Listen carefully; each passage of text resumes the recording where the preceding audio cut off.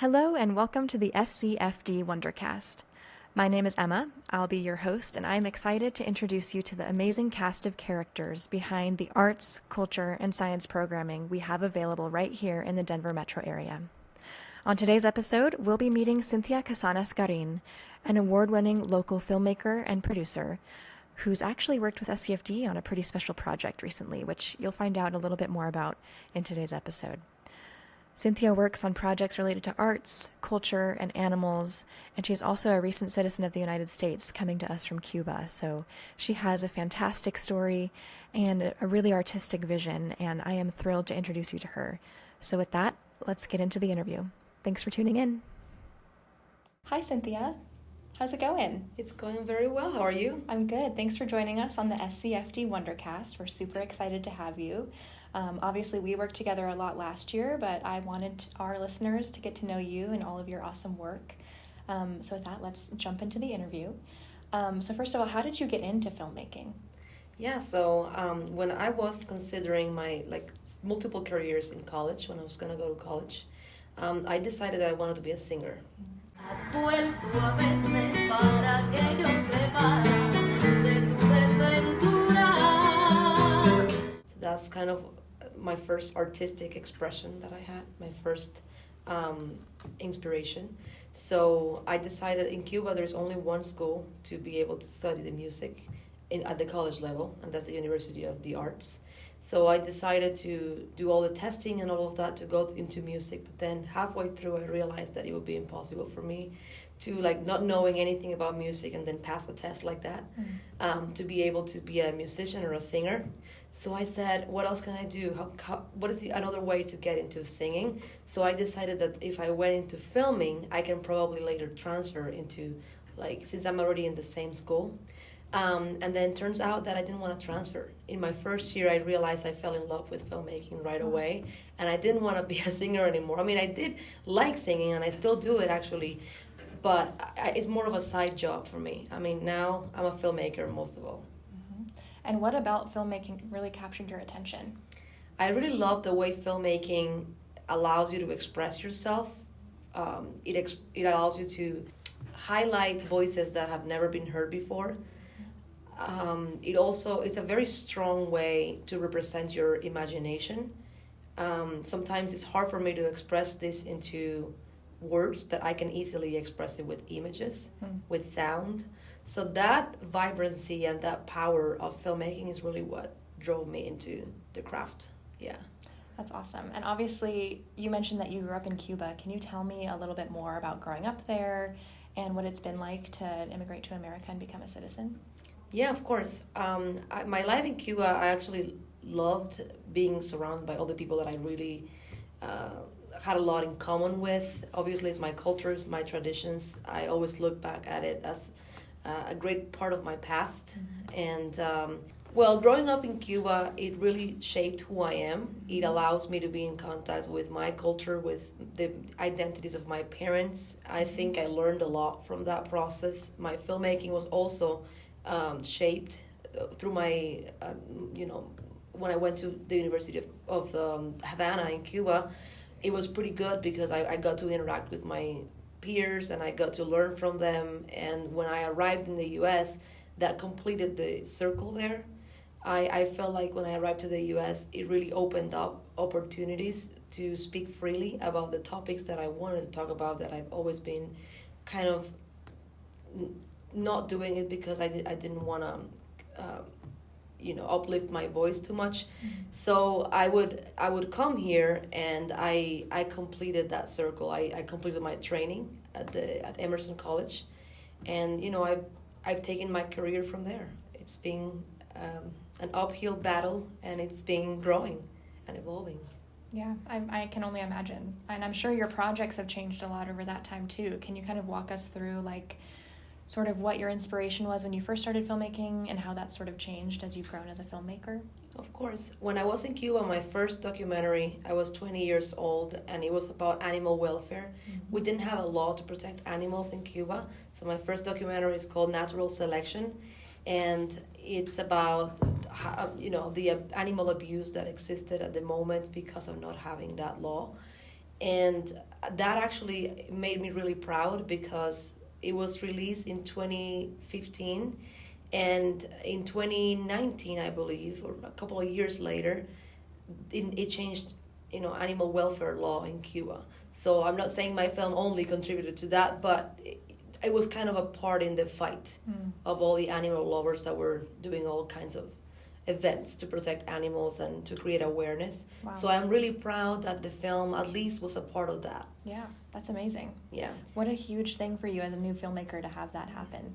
Yeah, and in my first documentary, so that was like really a great learning experience, but at the same time, it filled me with joy, the fact that it contributed something at least. And then that was another reason why I decided to go into filmmaking, because I realized that film can change the world, can change things that need to be changed outside. So yeah, and from there my narrative has changed a little bit.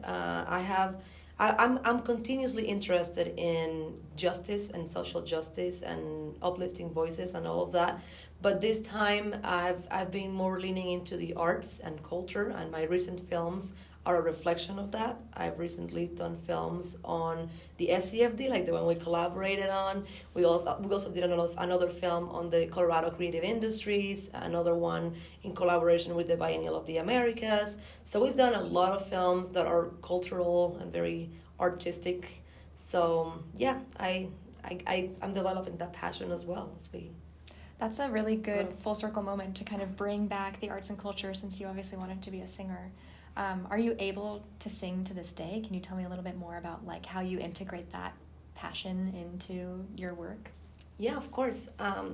To be honest with you, even though my career in filmmaking developed and grow pretty quickly, I still had that singing idea or emotion in myself, and I didn't know how to develop it since I was new to this country. When I was in Cuba, I was able to sing in multiple bars in Havana. I would sing at the Marina Hemingway for all the boats that come from all over the world. But when I came here, I didn't know what to do. I didn't know how to get that integrated into my life.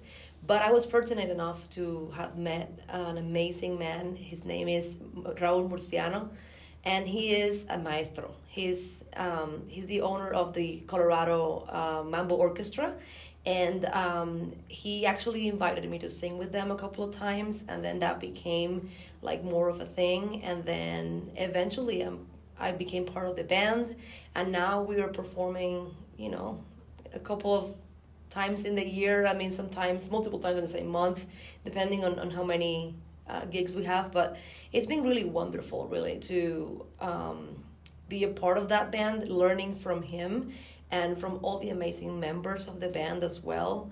They're all exceptional musicians that I'm so honored to be sharing stage with. That's really awesome. I'm so glad you were able to find that group. And just for those that don't know, can you kind of explain like what mambo is and what the orchestra plays? Yeah, of course. So the orchestra mainly plays salsa. So when we say mambo, we're not necessarily referring to the mambo as a rhythm. It's more of mambo as the part of a salsa song that it's like about the response and answers. So it's whenever you finish a song and you're not finished, but like you're after the chorus, towards the end, there's some improv part where there's a lot of instrumentation, and there's also a vocalist and, a lot of response and answers between the vocalist and the instruments, and also interaction with the public. So it's like the fun part of the salsa music, and that's the mambo. So I think the orchestra really represents that, but it's mainly a salsa, Cuban music, fusion.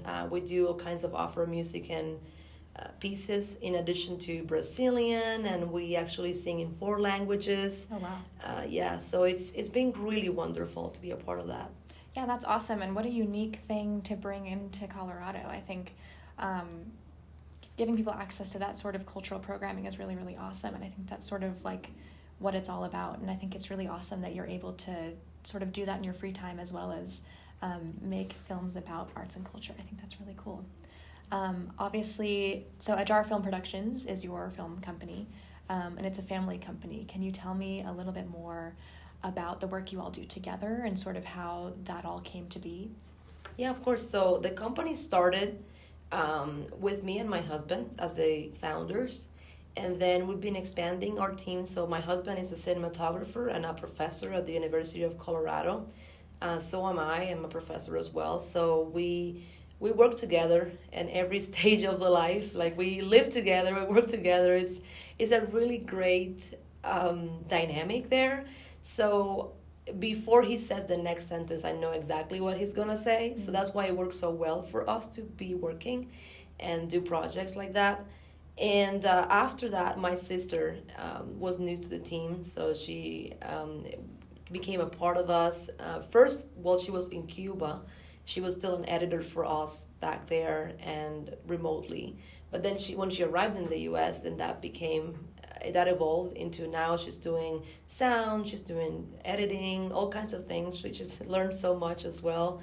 And for us, it's a great dynamic. We feel like we're home when we do our films. And that's something that you not always feel when you are on set. Sometimes you get to be with people that you don't know necessarily, you don't have enough level of comfortability. For us, it's like home. And we also hire other contractors for if we have bigger jobs or if we need more people on the set, we just hire contractors. But those three are mainly the three people that are usually the ones that work with us. Yeah, I love what you said about it feeling like home. And like as someone that has worked with your company, I think I definitely felt some of that too. I think that's really special. And honestly, I think it's a pretty rare dynamic to have in a family business. So you guys are really lucky that you all get along really well and can make it work. Yeah, it's awesome to see. And obviously I loved working with you all. You have been so busy. You have been getting awards. Your films have been showing on PBS. You are like a powerhouse of film. Can you tell us a little bit more about some of the projects you're working on? And then maybe we can dive into our little project. Yeah, of course. This past year, I've been collaborating with the Colorado Office of Film, Television, and Media in projects like the one on the prison system. I recently did a film that has been shown all over the world about women in prison who train dogs and rehabilitate themselves and make a life. When they come out of prison, they have a set of skills that they can use to improve and succeed on the outside. So that film really means a lot to me. It speaks personally about things that I've experienced, that I have seen.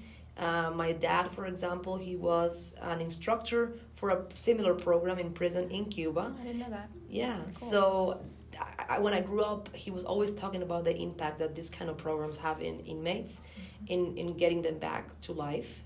And that was kind of an expression of my personal life. So that's why it's so important. And also, I learned so much through that project that I still keep relationships with everybody that work in prison, and the lieutenant governor's office that has been very collaborative on it. It was her idea to make a film like this, and we've talked about it multiple times. And this film has gotten a lot of recognition in the world.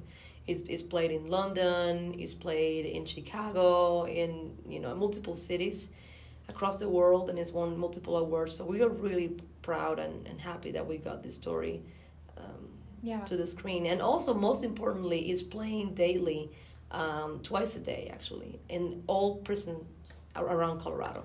Oh wow! So it's really cool. Changing people's lives, and it's what it meant to be from the first time. And another film I'm working on right now, that one was already wrapped, but I'm also working on the Colorado Creative Industries film that we are submitting to PBS. That one is already finished as well, but we are in that process of distribution. You know how that is with films. Yep. We are doing that first festival circle right now, and also PBS and exploring other areas that we can distribute the film. I'm also working on a film called What's a Cuban Doing in Colorado. It's actually my passion project because it's about my community and my people. And that one has been going on for 2 years, and we're still trying to wrap it up and see how we can give it final shape too, because it's being hard. It's a feature film, so it's hard. Oh wow. Yes. Wow, how long is it going to be? I think it's going to be 58 minutes, but maybe it's going to be longer than that. try to decide. We'll probably make it fit 58 minutes for television formats, but we'll see.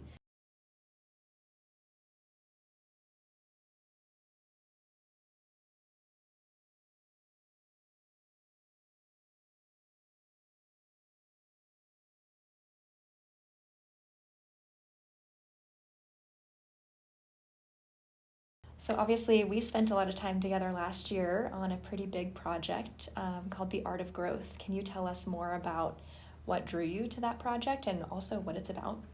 Yeah, of course. So the film commissioner talked to me and said, "Oh, we have this idea of making a film about the impact of the arts and culture into younger generations and how that even expand into the whole public and the audience, and that's through the creation of the SCFD, the Scientific and Cultural Facilities District." And he said, "I thought about you since you've kind of been very involved in the arts and telling stories like that before. So I thought you'd be good for a story like this." And I said, "Of course." I started meeting with you guys as the SCFD, and you put me in touch with a lot of organizations, and we thought about people that would really represent this idea of the arts and how the art is capable of changing an entire community, is capable of changing the lives of hundreds of people. So I think being able to tell a story like the SCFD means a lot to me, because it's an organization that doesn't exist anywhere in the world. It's very unique in the way that it supports all kinds of organizations, from scientific to cultural, and in all 7 counties. So the whole idea and how much support you guys received from the general public, from everybody, and how it continues to be voted on, and every 10 years. I think it's fascinating to see how a community really want to rescue the arts, and they always say yes to the arts. So that idea really spoke to me. And not only that, how does that impact the young generations? Like in my film, I really focus on this young lady who was given the chance to be on stage, who was given the chance to receive acting classes, and right now she's a very successful actress. And if she didn't have that chance, she wouldn't be where she is. And I think that's true for a lot of people. A lot of people are not given the chance to even start, to even get their feet off the ground. Right. So having an organization like this that values the artist and appreciates them, it just means the world to a lot of people. Yeah, I mean, I grew up here, and I've talked about this on the podcast before, that, I had the opportunity to go to all kinds of free days at the museum and participate in youth orchestras and, take school field trips to these amazing organizations. And I think having that infrastructure built into the community, like I've said, is really important. I think you all did a fantastic job of distilling sort of the importance of arts and culture in this community into a really, really beautiful film. It touches on a lot of different stories and a lot of different people in the community, and I think it'll be really exciting when people get to see it. Can you tell us a little bit more about what it was like behind the scenes, scheduling interviews, shooting at the many, many, many organizations you shot at over the last summer? What was that like, and are there any standout moments or tidbits you can share with our listeners? So when we started envisioning a story like this of 200 plus organizations, we thought, what would be the best way to represent them all? And I thought about, let's divide them into different art forms, having some organization that speaks on science, another one that speaks on visual arts, performing arts, dance, music, and so on. And then after we had that, it was still pretty difficult to decide who would be the lead to speak on camera about the organization and their impact and kind of their programming to make that affordable, accessible, innovative to the public. And so that's kind of where all the challenges came. But we were able to do it, and after a long process of vetting through and going through everybody and pre-interviewing people and reaching out to people, we came up with an idea on who to represent each art form. And I'm really happy with the people that we chose. I think Cleo Parker Robinson. It's a great example of dance in our community and how we can do things together and how we can change from the inside out, from younger generations to where we are right now, to like from younger generations to adult. So we also had people like Janice Sinden from the DCPA to talk about the performing arts. We got David Dadoni from BIMOCA to talk about like the contemporary art in Boulder, something that is not spoken about a lot in the media. So I think a lot of these hidden gems that wouldn't have been discovered otherwise if it wasn't for the support that they received from the SCFD and all of that. So I think there's a lot of good topics in the film, a lot of important topics that are very unique. So yeah, I think you all did a fantastic job of narrowing that giant list of organizations down and handpicking the people who would tell the stories the best. And I think it does a really good job of telling the story not only of, you know, the impact of the arts, but also like the story of our community and the story of the 7 counties that are impacted by the arts and culture. So kudos to you guys. I mean, could not have been easy. I did not envy you with all of the work you were doing behind the scenes. And you all were at events all summer, filming B-roll, sweating, yes. Setting up shots. Yes. That had to have been a lot of long days. Yes, but we also had a lot of help because all of these organizations that we picked and some of the others that we couldn't include but were like fairly included somehow, they really helped us like getting footage that they already had as well. So we combined what we captured plus what they provided, and that really made our life easier, since it would have been impossible to really do it all on ourselves. So I have to really be grateful to, you know, the Botanic Gardens, to the Denver Zoo, to the DCPA, to, you know, all the museums, like the Museum of Science, the Denver Art Museum, all of them really came together to help us. They knew how important this film was to them, to the community, to making sure that this model sustains throughout the years. So they were really collaborative. I'm really grateful. Yeah, I think it was definitely a community effort at the end of the day. It was. Like, it's always been. Like, even the creation of the SCFD from its early beginnings, if you look at history, you wouldn't believe that it would even exist at the moment that it existed in the middle of a crisis like that. Why would people invest in the arts? Right. Because they saw a value that the arts can rescue the economy, they can thrive, all kinds of factors for a society to work properly. I think you need to have the arts. Yeah. It's healthy. I couldn't agree more. It does. It makes the world a better place, like we keep saying, especially our little world here in the Denver metro area. Well, obviously, you know, The Art of Growth is going to be available to viewers soon. Can you tell us how people can watch? After it airs, we're going to have a link available so everybody can distribute with family, friends, and all of that. And where is it airing? It's airing at PBS, at Rocky Mountain PBS. So that'll be pretty so soon. Exciting. Yes, it'll be really exciting. I'm really excited for everyone to see it because, again, you all have done such a great job of distilling all of these huge themes of the importance of arts, culture, and science into, I think, a really touching and tangible story that people can relate to and take home with them. So that's really exciting. Well, I always ask these 2 questions to our podcast guests, so before I let you go, first of all, what inspires a sense of wonder in you? I think mainly it's my relationship with people. I'm a huge observer of my surroundings. I'm always like analyzing everybody that talks to me in a way. That's why I'm not a good judge of fairness in terms of like whenever I'm asked in a jury duty, can you be fair? No, I can't, because I'm always going beyond what people are saying. Mm-hmm. I'm always trying to find a story behind the characters and the people that I meet. So I think that's mainly what inspires my sense of wonder or my stories. It inspires my creativity. I think that makes a lot of sense, and it obviously goes deeper into what you do every day, so that's awesome. And obviously, you know, we do have this thriving arts and cultural scene, so how do you find wonder right here in our backyard? Are there places you go or activities you like to do? Yeah, of course. In addition to getting to meet a lot of people, which is one of my biggest things, I also like to go to a lot of events, like enjoying a play at the Denver Center for the Performing Arts, or enjoying a live show. So always interacting with art however I can, watching a movie, traveling. It's a big one in my life. My husband and I really enjoy road trips. Even though we are in the US, same country, every state to us is a new country.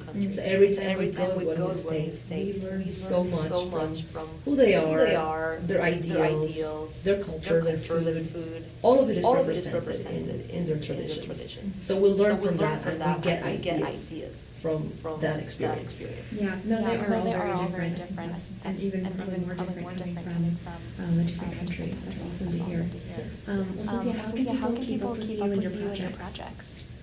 All of my projects are available on my website, ajarfilmproductions.com. And as the more they broadcast on PBS or they screen in multiple places, I usually keep them posted in my website. And I also, you can also look at my Instagram page at Jar Film Productions. And there you can find all the updates. If a film hasn't been released and it's not yet available on my website, you can find it on Instagram, just like where it is right now, where it's playing. And then maybe you can book a trip to Chicago or New York or somewhere where it's playing. And then, or even like right here, we have a film, the one on the Colorado Creative Industries is playing in Bridgeway Independent Film Festival in October. So that's a good opportunity there, and it's going to be announced pretty soon in Instagram. So yeah, Very exciting. Well, Cynthia, thanks so much for being on the SCFD Wonder-Cast. I so appreciate your time, and as always, it was really interesting and fun to talk to you. For our listeners, The Art of Growth will be available to watch on PBS, and we will provide that link for you as soon as we have it. So thanks for tuning in and adding some wonder to your day with the SCFD Wonder-Cast.